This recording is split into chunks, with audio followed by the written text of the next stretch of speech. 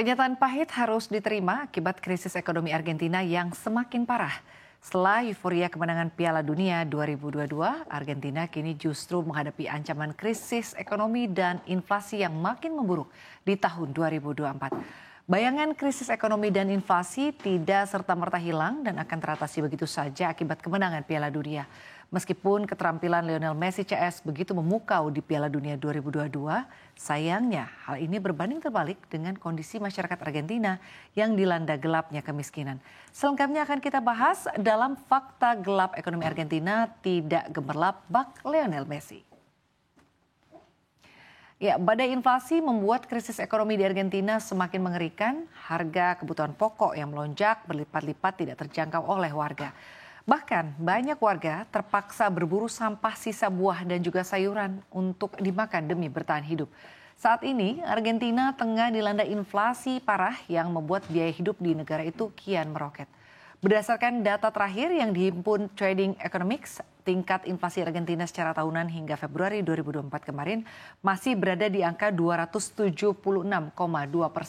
Sebelumnya, pemerintahan baru yang dipimpin oleh Presiden Javier Milei memang sedang berusaha keras untuk bisa menekan inflasi 3 digit dengan melakukan berbagai langkah strategis.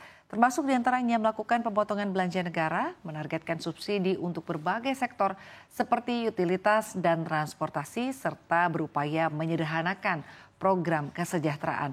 Cara ini memang meningkatkan keuangan negara dengan sangat efektif, namun dalam prosesnya kebijakan ini bisa sangat menekan masyarakat. Bahkan dalam sebuah laporan bulan Februari 2024 lalu, terlihat angka kemiskinan di negara Amerika Selatan itu sudah mendekati 60% dari 40% pada tahun sebelumnya. Dengan badai inflasi yang melanda Argentina ini, lalu bagaimana dengan kondisi utangnya? Kita akan bahas di slide berikutnya.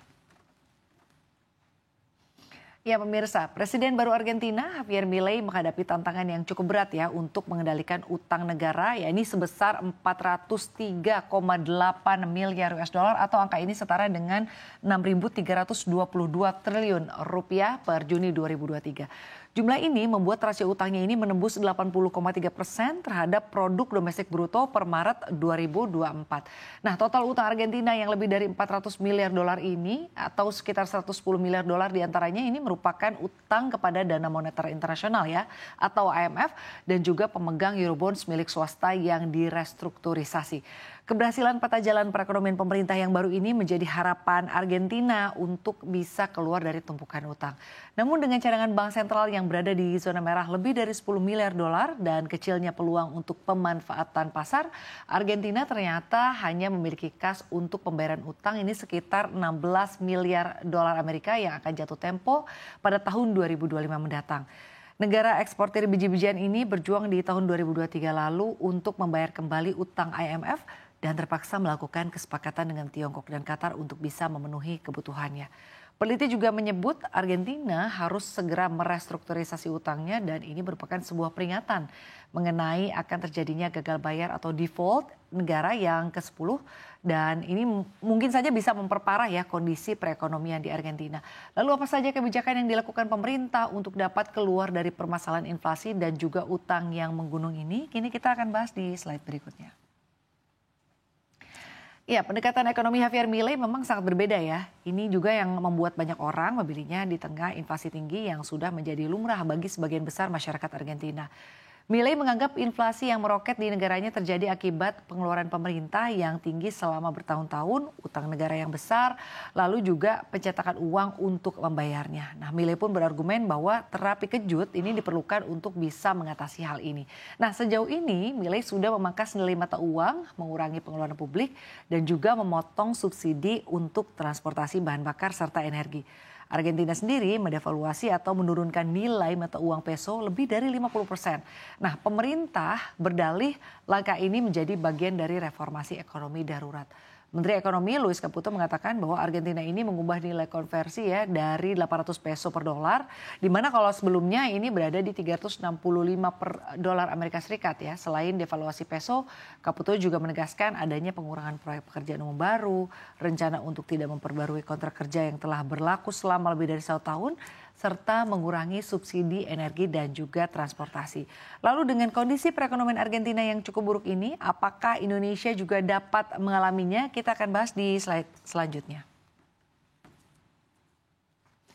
Ya, Presiden Argentina Javier Milei pernah menyampaikan analisis tajam terhadap ekonomi di negaranya. Ia memperingatkan akan melakukan pemotongan belanja negara secara drastis yang akan memicu kondisi stagflasi.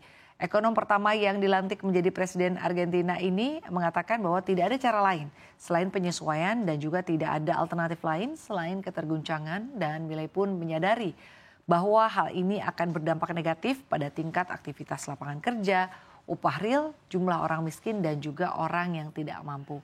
Tapi menurutnya ini tidaklah jauh berbeda dari apa yang pernah terjadi selama 12 tahun terakhir di Argentina. Lalu apakah Indonesia berpotensi mengalami stagflasi seperti di Argentina?